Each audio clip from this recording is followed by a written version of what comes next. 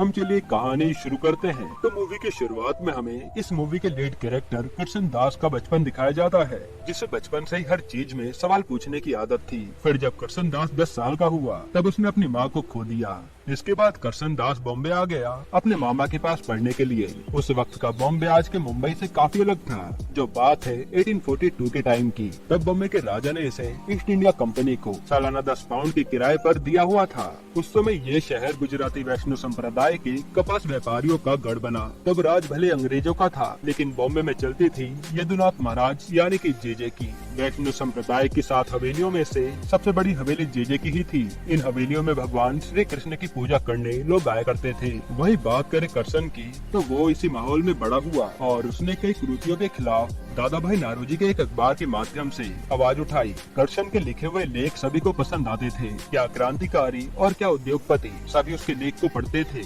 एक बार करसन दास होली के दिन अपनी मंगेतर किशोरी को ढूंढते हुए उसके पास पहुंचता है और उसे रंग लगाने की भी कोशिश करता है, लेकिन किशोरी उसे कहती है कि रिवाज के मुताबिक मुझे पहले जेजे महाराज को रंग लगाना है। यहाँ भी करसन किशोरी से उसकी इस अंधश्रद्धा पर सवाल करता है, जिस पर वो थोड़ा नाराज हो जाती है। तो करसन कहता है कि चलो आज से मैं तुम्हारी श्रद्धा पर कोई सवाल नहीं करूंगा, और वो वहाँ से चले जाता है। बात करें यदुनाथ महाराज उर्फ जेजे की, तो उन्हें सभी लोग भगवान श्री कृष्ण का अवतार मानते हैं और उनकी पूजा करते हैं। यहाँ तक कि श्री कृष्ण का श्रृंगार भी मंदिर में महाराज ही करते हैं। यहाँ होली में सबसे पहले जेजे को रंग लगाने की परंपरा से लेकर कई चीजें काफी दिनों से चली आ रही हैं। फिलहाल अब जेजे को दिखाया जाता है, जो कि कृष्ण जी के बाल रूप को रंग लगाकर होली की शुरुआत करता है। यहाँ सभी लोग काफी नाचते गाते हैं। इस दौरान जेजे की नजर किशोरी पर पड़ती है, जिसे वो खुद अपने हाथों से रंग लगाने आता है। अब इसका मतलब था कि जेजे ने किशोरी को होली की चरण सेवा के लिए चुना है। अब ये परंपरा भी काफी सालों से चली आ रही थी।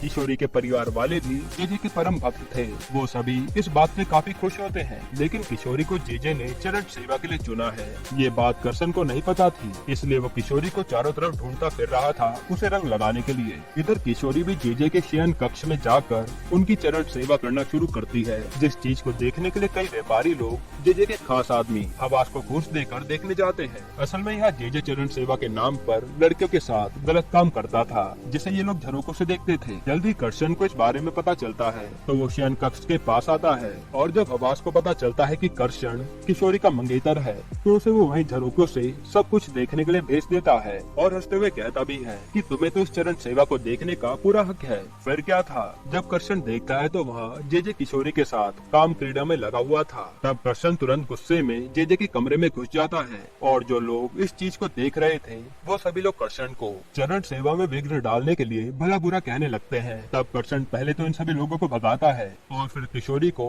अपने साथ चलने के लिए कहता है, जिस पर जेजे कहता है कि तुम भक्ति रस को श्रृंगार रस समझ बैठे हो, बाकी किशोरी तुम जाना चाहती हो तो चली जाओ। लेकिन किशोरी करसन के साथ जाने से इनकार कर देती है, क्योंकि उसे लग रहा था कि इससे तो जेजे रूठ जाएंगे और उसे पाप चढ़ेगा। जो बात करसन को काफी बुरी लगती है और वो वहाँ से चले जाता है। किशोरी फिर अगले दिन करसन को समझाने की कोशिश करती है, जिस पर करसन कहता है कि जिस दिन तुम्हारी आंखों से ये अंधश्रद्धा की पट्टी हटेगी, तब तुम सब कुछ साफ साफ देख पाओगी। इतना कहकर वो किशोरी के साथ अपनी सगाई को तोड़ देता है। फिर इस बारे में किशोरी रोते हुए जाकर जेजे को बताती है। तो उस पर जेजे मुस्कुराते हुए कहता है कि भगवान ने तुम्हारे लिए कुछ और सोचा होगा और तुम बिल्कुल दुखी मत हो। तुम उस करसन को भूल जाओ और आज से तुम मेरी लाडली बनकर रहना। जो बात सुनकर किशोरी जेजे के गले लग जाती है। यहाँ जेजे किशोरी के साथ फिर से वही सब करता है, और जब किशोरी उठती है तो उसे पता चलता है कि जेजे संध्या आरती के लिए गए हैं। अब किशोरी खुद को जेजे की लाडली समझकर काफी खुश थी। तभी उसे एक कमरे से जेजे की आवाज आती है, जो किसी और लड़की को फंसाने की कोशिश कर रहा था। जेजे ने उसे यही कहा था कि मैं तुम्हें अपनी लाडली बनाऊंगा। फिर जब किशोरी अंदर देखती है तो जेजे ये सब किसी और को नहीं बल्कि किशोरी की छोटी बहन से ही कह रहा था। इस पॉइंट पर किशोरी की आंखों से पर्दा हट चुका था। वो अपनी बहन को वहाँ से जाने के लिए कहती है, और अब वो सब कुछ समझ चुके थे कि जेजे कोई भगवान नहीं बल्कि एक नीच इंसान है। इसके बाद किशोरी की बहन को लगता है कि उसकी बहन उससे जल रही है, क्योंकि जेजे ने उसे लाडली बनाने के लिए कहा है। जिस पर किशोरी उसे रोते हुए सब कुछ बताती है। साथ ही ये भी बताती है कि करसन ने मुझे इस वजह से छोड़ दिया है और सगाई तोड़ ली है। इस पर किशोरी की बहन कहती है कि तुम चिंता मत करो, करसन भाई तुम्हें जरूर माफ कर देंगे। इधर करसन ने सगाई तोड़ दी थी। इस बात को सुनकर उसका मामा उसे घर से बाहर निकाल देता है, क्योंकि इससे उसकी समाज में बदनामी हो जाएगी। थी। कर्सन इसके बाद अपने दोस्तों के साथ रहने लगता है जो कि उसके साथ नारोजी के लिए काम करते हैं। उधर जेजे से मिलने के लिए लीलावती और उसका भाई आते हैं। असल में लीलावती से भी जेजे ने चरण सेवा करवाई थी, जिस कारण अब वो गर्भवती हो गई है। लीलावती इस बच्चे को नहीं गिराना चाहती थी, जिस पर जेजे कहता है कि तुम चिंता मत करो, मैं कुछ डॉक्टर्स को जानता हूँ, वो तुम्हें देख लेंगे। ये बात सुनकर लीलावती का भाई जेजे को मारने के लिए बढ़ता है, लेकिन जेजे के आदमी उसे पकड़ लेते हैं। तब लीलावती जेजे के पैर में गिरकर माफी मांगती है और जेजे उसे बहला फुसलाकर एक लड्डू खिला देता है, जिसे खाने के बाद लीलावती की तबीयत काफी बिगड़ जाती है। फिर जब आधी रात बारिश में लीलावती को इस हालत में देखकर कर्सन उसकी मदद करने की कोशिश करता है। तब हवेली में से कुछ लोग निकलकर लीलावती के साथ उसके भाई को भी अंदर खींच लेते हैं और हवेली के दरवाजे बंद हो जाते हैं, जो कि कर्सन के चिल्लाने पर भी नहीं खुलते। अब हवेली के मुख्य द्वार पर कर्सन की मुलाकात लालवंत जी महाराज से होती है, जिनसे कर्सन सब कुछ बताता है। तब लालवंत जी कहते हैं कि इसी तरह से ये हवेली न जाने कितने लोगों को निगल चुकी है। ये सब पता होने के बाद भी हम कुछ भी नहीं कर सकते, क्योंकि जेजे सारे महाराजाओं में सबसे अमीर है और उसके प्रति बढ़ती भक्ति ने उसे अत्यंत शक्तिशाली बना दिया है, जिस कारण उसे चाहकर भी कोई कुछ कह नहीं सकता। मगर तुम कर सकते हो अपनी लिखावट से। अब फिलहाल इतना काफी नहीं था कि अगले दिन कर्सन को पता चलता है एक किशोरी ने कुएं में कूदकर अपनी जान दे दी है, और इससे पहले नरोजी भाई के समझाने पर कर्सन उसे माफ करने के लिए राजी हो गया था। अब किशोरी को ऐसी हालत में देखकर कर्सन उसे याद कर कर रोने लगता है। इसके बाद किशोरी कर्सन के लिए एक चिट्ठी छोड़कर जाती है, जिसे उसकी बहन लाकर देती है, और उसमें लिखा था कि ये मैंने अपने पछतावे के कारण किया है, लेकिन तुम मेरा बदला उस जेजे से जरूर लेना, उसकी सच्चाई दुनिया के सामने जरूर लाना। बस फिर क्या था, नारोजी भाई के संरक्षण में कर्सन अपनी एक नई पत्रिका निकालता है, जिसका नाम वो सत्य प्रकाश रखता है, और सत्य प्रकाश में पहला लेख कर्सन जेजे के खिलाफ ही लिखता है। मगर वो पत्रिका लोगों तक पहुंचने से पहले ही जेजे उन सारी पत्रिकाओं की कॉपीज को चुराकर जला देता है, ताकि उसकी असलियत किसी तक ना पहुंचे। अब कर्सन उससे माफी मांगने को मजबूर हो जाए, इसलिए जेजे हवेली के दरवाजे बंद करवा देता है, क्योंकि संप्रदाय के लोग बिना कृष्ण जी की पूजा किए कुछ खाते नहीं थे, और जेजे का मानना था कि यही भूख उनसे सब कुछ करवाएगी और वो कर्सन मेरे सामने माफी मांगेगा। अब अगले दिन हवेली के दरवाजे बंद होने की वजह से हड़कंप मच जाता है, पर तभी वहाँ कर्सन कृष्ण जी की एक तस्वीर लेकर पहुँचता है और सभी लोगों को शांत करवाकर उनसे कहता है कि मैं उस जेजे के खिलाफ लिख रहा हूँ, इसलिए वो ऐसा कर रहा है। अगर उसे मुझसे प्रॉब्लम है तो वो मेरे लिए हवेली के दरवाजे बंद करे, मुझे रोके ना। ये सब करने की क्या जरूरत है जिसमें वो आप लोगों को घसीट रहा है। बाकी रही बात आपको पूजा या दर्शन न करने देने की, तो इन्होंने ही सिखाया है कि भगवान तो हर जगह होते हैं। अगर ऐसा है तो हम उस भगवान को यहाँ इस पेड़ के नीचे क्यों पूज नहीं सकते। इसी बात पर एक लड़की सीटी बजाकर हाँ में जवाब देती है, और साथ ही बाकी सभी लोगों को भी राजी करती है यहाँ पूजा करने के लिए। इस लड़की का नाम दमयंती है, जो कि कर्सन के काम और उसके लिखे लेख से काफी प्रभावित होने के साथ साथ उसे पसंद भी करती है।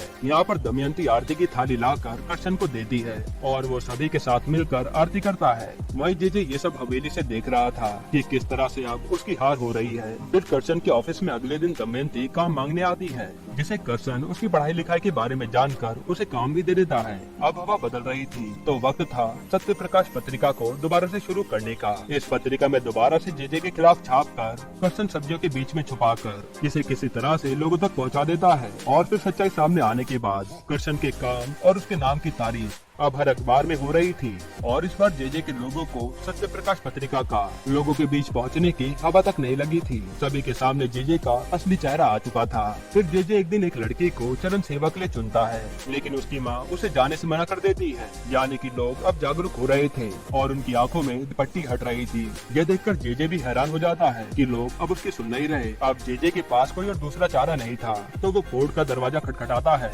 और कर्सन पर 50,000 रुपए का मानहानि का केस कर देता है, जो उस समय कई करोड़ रुपए के बराबर थे। इसी बीच दमयंती कर्सन से शादी के लिए पूछती भी है, लेकिन कर्सन मना कर देता है, क्योंकि उसे अभी अपने लक्ष्य पर ध्यान देना था और जेजे को हराना था। वहीं इस केस के बारे में सुनकर कर्सन डरने के बजाय इसको लड़ने की ठान लेता है, क्योंकि उसके पास खोने के लिए कुछ भी नहीं था। और कर्सन कहता भी है कि अगर मैं ये केस हार भी गया तो मेरे पास इतने पैसे नहीं है, मतलब मेरा जेल जाना तय है और इसके लिए मैं तैयार हूँ। फिर जेजे के खिलाफ कर्सन कुछ लोगों को गवाही देने के लिए राजी कर लेता है, लेकिन वो लोग भी कुछ ही दिनों बाद पीछे हट जाते हैं, क्योंकि उन्हें बिरादरी से निकाल देने की धमकी आ रही थी। अब कर्सन जब उदास बैठा था तो यहाँ पर उसका साथ देने के लिए जेजे के जुल्म से परेशान होकर उसकी पत्नी आती है। और करसन को एक पता देते हुए कहती है कि इस पते पर जाकर मिलो, कोई है जो जेजे के खिलाफ गवाही दे सकता है। करसन तुरंत उस एड्रेस पर पहुंचता है तो वहाँ उसे लीलावती और उसका भाई मिलते हैं जो कि अब तक जिंदा थे। असल में उस दिन जब हवेली वालों ने दोनों भाइयों को हवेली के अंदर खींच लिया था तो ये काम असल में जेजे के आदमियों का था। जेजे ने लीलावती को धतूरे वाला लड्डू खिलाया था जिससे उसकी जान जाने वाली थी और धतूरे से उसका बच्चा भी मरने वाला था। उस समय जेजे की पत्नी ने लीलावती को नमक का पानी पिलाकर उल्टी करवाई तो उसकी जान बच गई और उन्होंने लीलावती को छुपने के लिए ये जगह बताई थी। बाकी रही बात गवाही की तो लीलावती गवाही देने के लिए राजी हो जाती है क्योंकि उसे अपने बच्चे का हक चाहिए था जो कि अभी उसके पेट में है। अब करसन इधर खुश था कि उसका पक्ष मजबूत है और अब लीलावती और उसके भाई को जेजे के लोग नुकसान न पहुंचाएं, इसलिए करसन दोनों को एक खुफिया जगह पर पहुंचा देता है। हालांकि जेजे के लोग उसे किसी तरह से ढूंढ ही लेते हैं क्योंकि उन्होंने करसन पर नजर रखी थी और फिर जेजे करसन को बुलाकर कोर्ट की तारीख से पहले ही माफी मांगकर सब कुछ खत्म करने के लिए कहता है, लेकिन करसन तो साफ इनकार कर देता है। इस पर जेजे करसन से रिवील करता है कि मैंने लीलावती की फवाद से शादी करवा दी है और उसके घर में छोटी बहनें हैं, उसका एक पूरा परिवार है जिसका ख्याल मैं रख लूंगा। वही अब लीलावती के बच्चे को फवाद का नाम मिल जाएगा। यहाँ जेजे ने बहुत ही चालाकी से लीलावती को अपने पाले में कर लिया था और वो अपने बच्चे की खातिर कोर्ट में गवाही देने से मना कर देती है। रही बात लीलावती के भाई की तो उसे भी जेजे ने गायब करवा दिया था और गवाही के नाम पर करसन के पास कोई भी नहीं बचा था। अब फिलहाल कोर्ट की डेट आ जाती है जहाँ पर जेजे अपने पूरे तामझाम और सिंहासन के साथ पहुँचता है और सब लोग जेजे के नाम के नारे लगा रहे थे। फिर करसन का वकील सबसे पहले कटघरे में जेजे के डॉक्टर को बुलाता है जो बताता है कि जेजे को एक गुप्त रोग है जिसकी वो दवा कर रहा है और ये रोग ज्यादा लोगों के साथ संबंध बनाने से होता है। इसके बाद कटघरे में करसन को बुलाया जाता है जो कि बताता है कि कैसे बाबा भक्ति के नाम पर चरण सेवा के बहाने लड़कियों के साथ संबंध बनाता रहता है और ये खेल काफी दिनों से चला आ रहा है। कई भाई इस चीज को अपने अंदर दबाए बैठे हैं और कई पति जेजे के पाप को छिपाने के लिए उसके बच्चे को अपना नाम देकर पाल रहे हैं। फिर यह करसन लोगों की तरफ देखकर कहता है कि अगर आप लोग आज भी शांत रहे तो ऐसा ही झेलना पड़ेगा और इसी तरह से चरण सेवा चलती रहेगी जहाँ जेजे की जूठन को प्रसाद कहकर तुम्हें दे दिया जाएगा। इस पॉइंट पर करसन की बातों का लोगों पर काफी प्रभाव पड़ता है और वो सभी लोग जिनमें औरत मर्द सभी शामिल थे अपनी चुप्पी तोड़ देते हैं। फिर सभी जेजे के काले कारनामों के बारे में कोर्ट में बताते हैं और इस तरह से मानहानि का केस जेजे हार जाता है और उस पर सख्त कार्रवाई करने का ऑर्डर दिया जाता है। यहाँ जेजे की हार हुई थी और जब वो कोर्ट से बाहर निकलता है तो जो लोग उसकी जय जयकार कर रहे थे वो आज उसी पर थूक रहे थे। अब हवा पूरी तरह से बदल चुकी थी। अंधश्रद्धा की पट्टी लोगों की आंखों से खुल चुकी थी। किशोरी की बहन को भी लग रहा था कि आज उसकी दीदी की आत्मा को शांति मिल गई होगी, इसलिए वो भी खुश थी और इसी तरह से ये ऐतिहासिक सच्ची कहानी खत्म होती है। दोस्तों आपको ये मूवी कैसी लगी हमें कमेंट में जरूर बताइएगा।